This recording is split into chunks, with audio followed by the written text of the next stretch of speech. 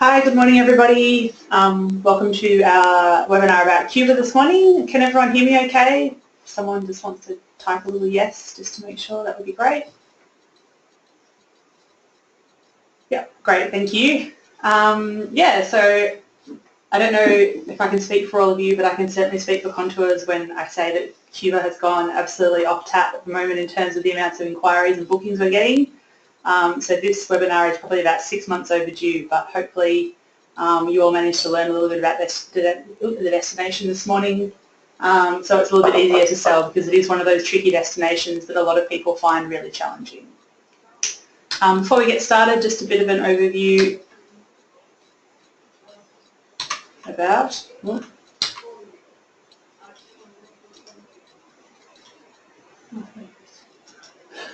Just a bit of an overview about who we are and what we do. Contours has been around for over 40 years now. Ted, who started the company back here, you see, in the 70s with all the llamas. So he's been running the company now for over 40 years. He has been to pretty much every destination in South America, or in South and Central America, I should say. And just recently just got back from Antarctica, so that's pretty much ticked off every country that we certainly deal with in the region for Ted. We specialise only in Latin America, so everything from Mexico all the way down to Antarctica. Having that focus really allows us to be, the best in what we do. I can't tell you anything about riversing in Europe, but I can certainly tell you everything about South and Central America.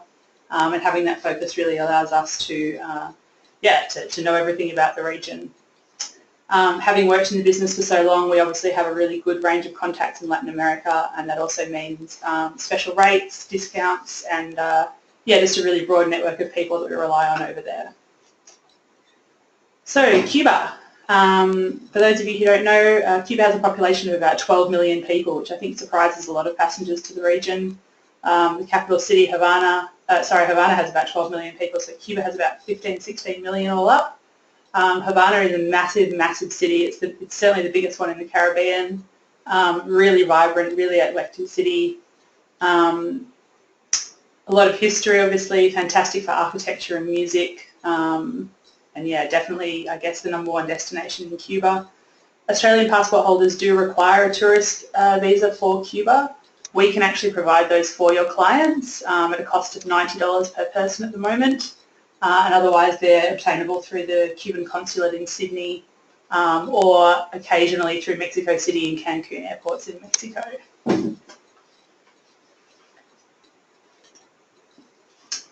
So Havana, the capital, far over here in the west of the country, and then just some of the other major destinations, I guess. Probably the most popular ones for most of our clients and yours would be this region to the west of Havana, which is Vinales Valley and Pinar del Rio. This is the agricultural sector of the country, so where they grow a lot of the tobacco and a lot of the crops. You've got Cienfuegos and Santa Clara here, which are two cities that appear often on day trips to and from Trinidad. Most people who are going to Cuba will have heard of Trinidad. It's probably the second most popular destination on the island. UNESCO Heritage listed. Very, very, I guess it's like time stands still in Trinidad. Cobble streets, horse and cart, really like nothing's changed since the early 1950s. Moving a little bit further east, you start to get towns which are not so frequently visited by tourists, or weren't up until about a year ago. Camaguey is quite a popular option for people who are heading east. And then Bayamo, Holguin, and then down the bottom here, Santiago de Cuba, which is the capital of the eastern provinces.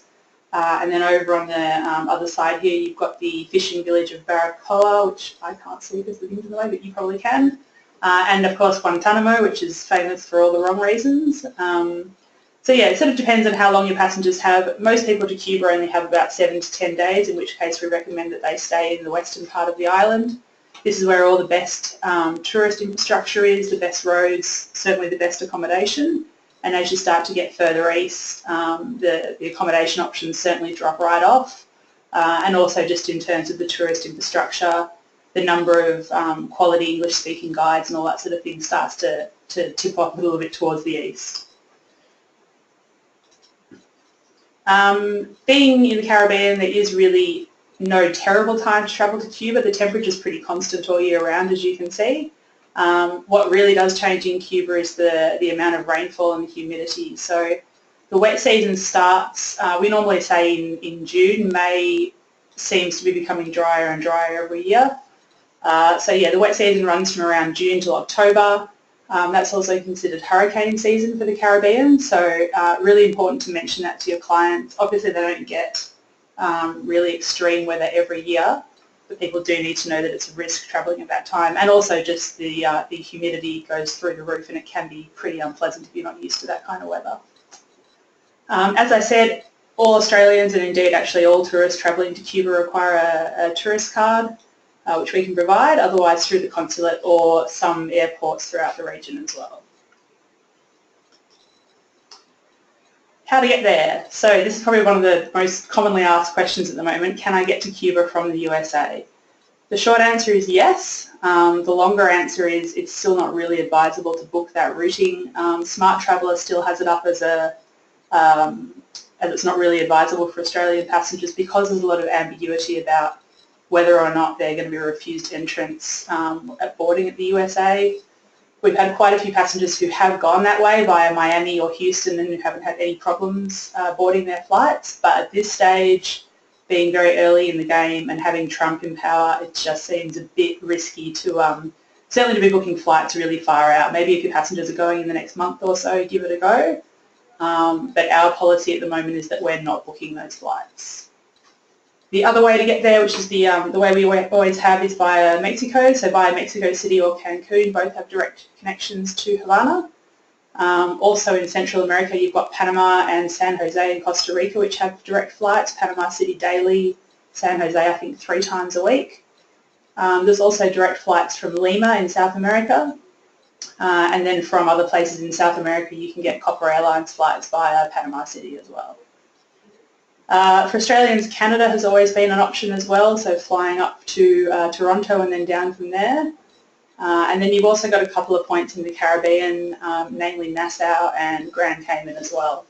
The Caribbean flights can be a little bit tricky in that they tend to reschedule quite often and often for entirely different days of the week, but it is an option for passengers who perhaps have a little bit of flexibility in their itineraries. Then you've also got flights to and from Europe as well. There's direct flights from Madrid, and actually quite a few other points in Europe now as well. Currency is probably the second most confusing issue about Cuba. There's 2 currencies in Cuba basically. You've got the Cuban peso, which is the local currency that locals use, and then you've got the Cuban convertible peso, or the CUP as it's known, and that is the currency purely for tourists. So when you go into a restaurant in Cuba, when you pay your taxi driver, when you pay your hotel if you're paying locally, things like that, you'll always be dealing in CUC.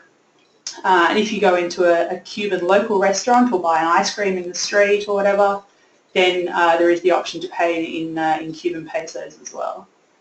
Both these currencies can only be obtained inside the country themselves, so there's no chance of getting Cuban convertible pesos at a good exchange rate prior to arrival. And the best money to exchange is either British pounds, euros or Canadian dollars. You can exchange US dollars without a problem, they'll certainly accept them, but there's a massive 14% exchange fee on that, so you tend to lose out quite badly on the exchange. There are ATMs now throughout Habana and a few other places in Cuba, but often the queues are horrendously long. There are frequently problems with the ATMs as well. So we would still advise passengers to definitely bring enough cash to back them up throughout their stay. The other problem with, particularly for Australians, is that Australian MasterCard seems not to be accepted at ATMs. The Visas there's no problem, but I have a Westpac MasterCard which I couldn't use at the ATM itself. I had to go inside the bank. So the best thing to do is to advise your passengers to have their eggs in a few different baskets, I guess, and to always bring certainly enough cash to see them through the first couple of days until they're able to sort out another way of getting to their money.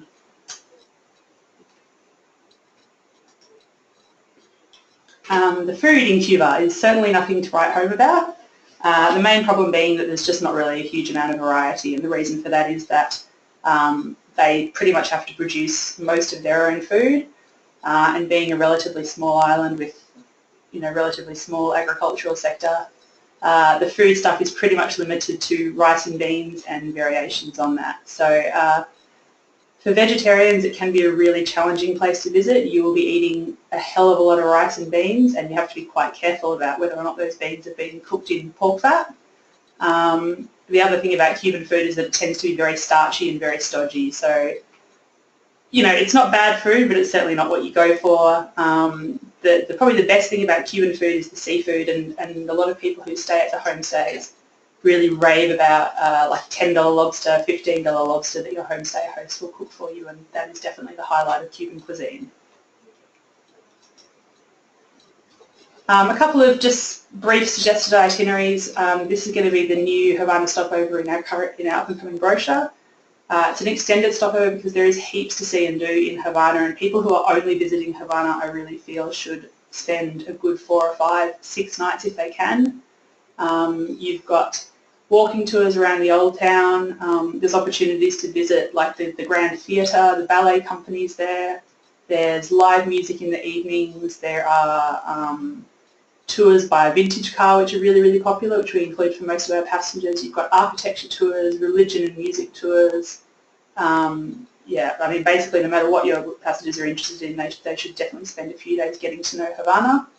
I think Havana is actually a lot bigger than most people realise as well. So this is the old city, which everybody would recognise from photos and so on. But actually this greater Havana area, in the area marked Centro and then Vardero and Miramar, there's plenty to see and do out in these areas as well. This is where the Hotel Nacional is, just to give you a sense of how far that is from the common tourist area. And that's probably about maybe 6 or 7 kilometres. So yeah, it's not just this really tiny old city area. It's actually, there's a lot more to see and do beyond that. Accommodation in Cuba. So at the moment, this is our #1 problem. If you have 5-star passengers, I would probably suggest they either don't travel to Cuba or lower their expectations dramatically. Essentially, the best hotels in Cuba are plagued by the same problems that every single building in Cuba is plagued by, that being very old plumbing, very little investment in maintenance over the last 50 years, intermittent electricity supplies at times. So passengers just really need to be aware that Cuba has a whole bunch of problems that don't really matter how much money you have or how much you're willing to spend. They're going to apply to you equal as they apply to everyone else. The Parque Central is probably the best hotel in Havana. It's certainly the most Western in terms of the level of service provided. But again, it's a Cuban 5-star, so maybe a 4-star. One of the hotels we use a lot is the Raquel, which is this one here. As you can see, really beautiful, colonial, heaps of character. Again, lots of problems in terms of the amount of maintenance the building's had over the last half a decade or so, or half a century, sorry. But yeah, at least it's got a little bit of local character, and passengers really get a feel for that, you know, beautiful old architecture and everything that people go to see. Coming down a little bit, you've got the 3-star Beltran.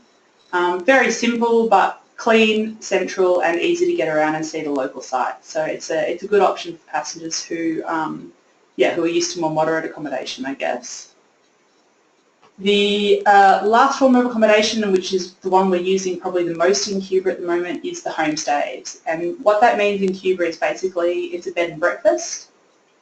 This is one of the first sorts of private enterprise the Cuban government allowed.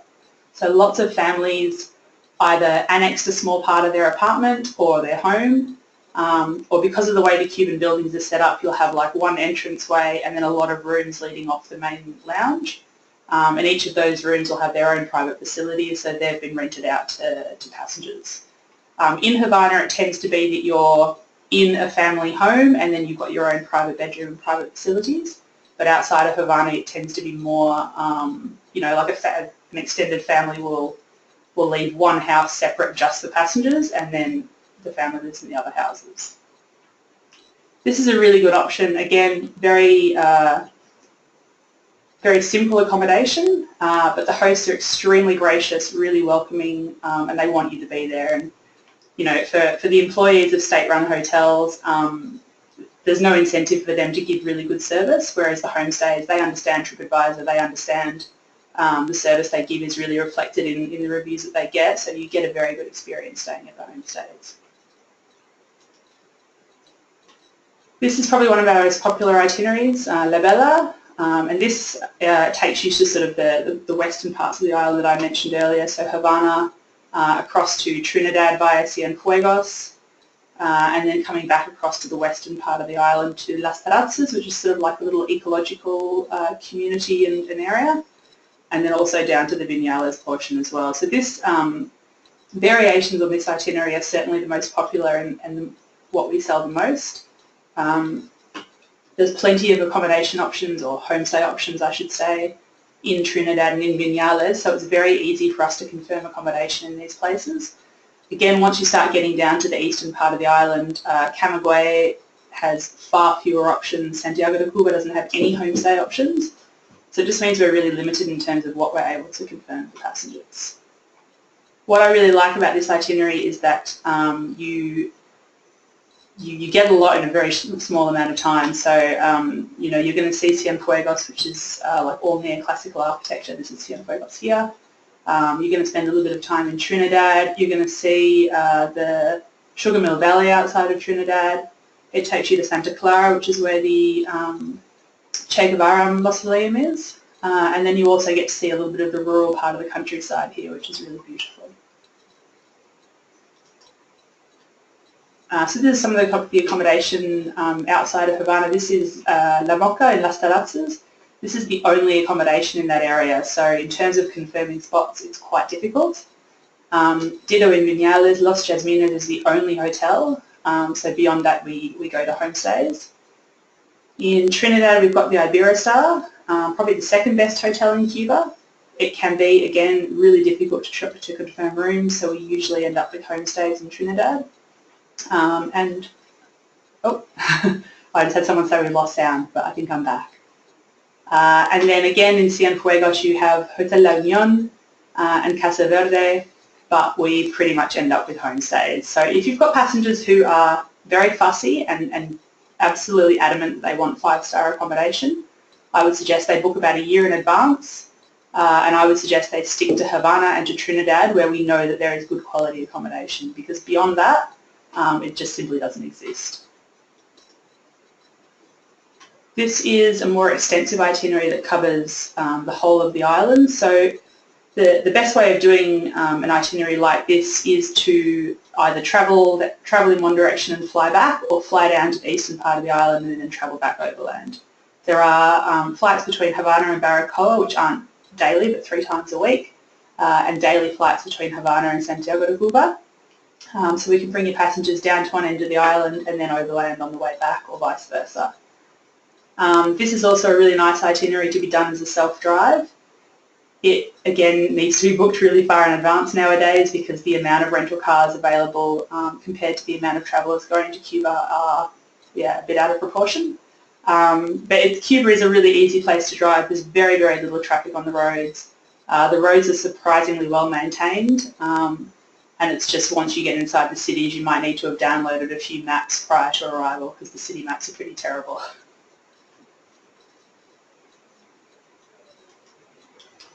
Oops, wrong way. So this is some of the accommodation. These 3 hotels are all in Santiago. Casa Grande is probably the one that we would use the most. This is on the main plaza. This is the Cubans' attempt at modern architecture, which, as you can see, is pretty horrendous, and the Hotel Marquez, which is a very, very simple 3-star property. So again, these are pretty much the only hotels that we have available in Santiago de Cuba. So yeah, it's just really important, if your passengers do want to travel to the east, please tell them to book far in advance so we can confirm decent accommodation for them. Beach days. There are, obviously being a Caribbean island, Cuba is surrounded by really beautiful beaches. The problem is that the beach days are hideously overpriced. So resorts in Vardero are probably on par with resorts with the French Riviera or something like that. We're talking a good $700 or $800 US a night. You do not necessarily get what you pay for in terms of the level of service, the food that's served, etc. But you do get these beautiful, beautiful beaches. So I usually try and convince people who want to go to the beach to come to Cuba for the culture and then fly to Mexico for a beach stay. You just get a little bit more bang for your buck, but if people are absolutely convinced that they want to do it in Cuba, we can definitely offer that either in Vardero or on some of the keys as well. So there's a few keys to the north, like on the northern coast of the country, which have similar kind of resort style accommodation. Unfortunately, there isn't really anything cute and characteristic along the coast. It all tends to be these big 5-star resorts. But you know, if people want to go to the beach in Cuba, that is where they go. Just to let you all know, we are sending our brand new brochure proof to the printer hopefully today. So in the next couple of weeks we'll be coming out with our 2017 brochure. We're doing the whole of Latin America together this time, which was a massive effort. So yeah, keep an eye out for that. We'll probably be doing a launch party as well, so anyone in Victoria, keep an ear open for that one. And just to finish up, we've got our question for your chance to go into the draw to come on a meal with us. And the question is, you have to name Hemingway's 2 favourite bars in Old Havana and the cocktails that he drank there. And I'm sure Google will be able to help you out with that. So does anyone have any questions for me before we go?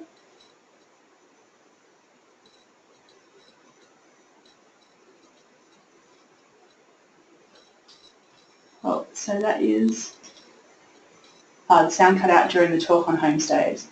Yep, no problem. Okay, so basically the way the homestays work is that a family will have annexed either a room with a private bathroom or in some places in Vinales and Trinidad, an extended Cuban family might have 2 or 3 properties between them, and they have set aside one of those properties to rent out to foreign tourists. The ones that, so basically our operator has a selected amount of homestays on their books, ones that they've been to and inspected. All of our homestays have air conditioning and private facilities. Much of the time, particularly outside of Havana, people will have their own, their own entrances, and it's pretty much a house to yourself. The host will just come over each morning and prepare your breakfast for you. And then in Havana, you're actually inside a family home, so that it's not like you're bunking in with a family. They leave you alone, basically. It's pretty much a bed and breakfast idea. But it's a really nice way of seeing how Cuban people live. A lot of the furnishings and everything, are straight out of 1940 and 50. And like I said, the hosts are really, really gracious. They want to have you there. And it's a really nice taste of Cuban hospitality. Another question is, so the webinars are all available on our YouTube channel. So if you don't know what that is, I'd get you to email contours@contours travel, and we can certainly send you the address, and that's got all of our webinars on there as well. So if you find any other topics you're interested in, then you can have a look at that. And I thought I saw another question. Oh, are the roads past Trinidad to get to the east good? Yeah, so basically the roads right throughout Cuba are excellent. It's more, like I said, sort of the number and the quality of accommodation past Trinidad that starts to be more of a problem. For people with heaps of time and who don't mind moderate accommodation, I would absolutely suggest going east is really nice. It's just for passengers who are used to more high-end and certainly 5-star passengers shouldn't even consider it. And I think that's all. So yeah, any questions, do feel free to give us a call in the office here as well. And we're always happy to chat with you. And otherwise, thanks for registering this morning, and we'll see you next time.